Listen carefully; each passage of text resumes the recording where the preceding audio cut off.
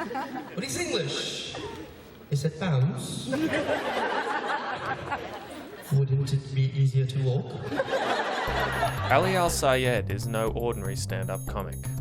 Like many young Emiratis, Ali once had a promising future in the corporate world, but in 2008 he threw it all away to pursue an unlikely dream: to become a comedian in one of the most conservative places on earth.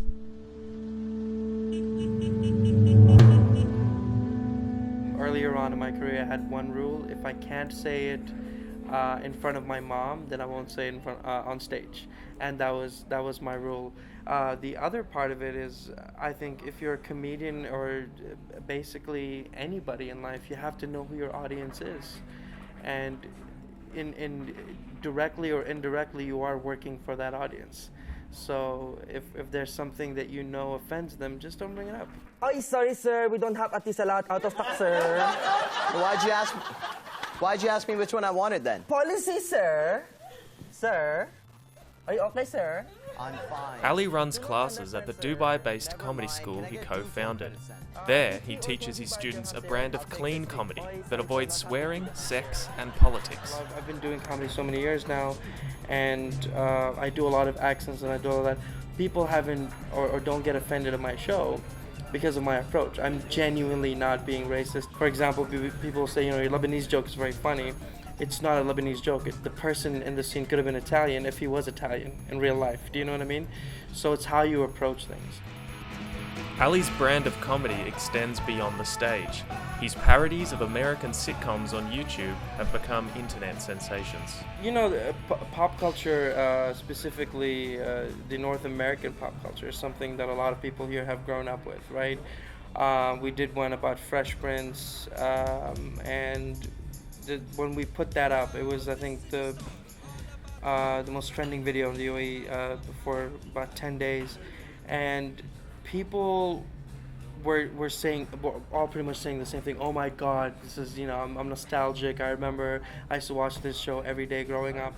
However, the cross-cultural admiration isn't always mutual.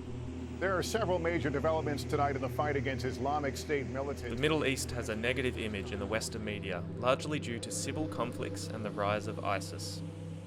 First of all, ISIS aren't horrible people. I know a lot of them. They're really cool people. No, I'm kidding.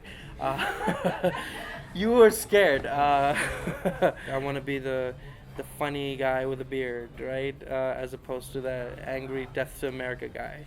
I want to be the, hey America, want to have some coffee kind of guy.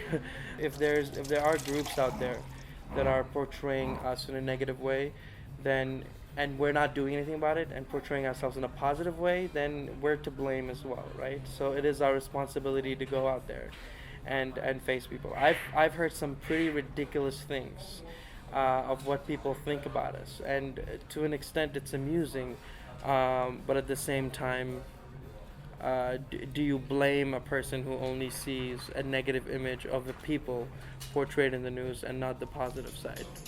I whistled for the cab, and when it came near, I could smell it from far away. In my eyes, I had tears. If anything I could say, this cab made me ill, but I thought, no, forget it. Let's go down the hills. Yalla. Comedy, it can be a weapon, and it can be a tool. You can break societies and you can make societies, because there is no fourth wall, right? You're talking straight to the audience. There are no rules. You can talk about whatever you want, right? The only rule is to be funny, and pretty much there's different types of comedians and perform in different styles that people will follow, right? So, and this is where it gets dangerous. When people do start following a comic, what is that comic saying? I don't know what they're saying. That's what it sounded like. Dog? Even if you want to. Ali Al Sayed's international profile is growing, and in a period when the Arab world is under more intense scrutiny than ever, voices like Ali's are helping turn our fear into laughter.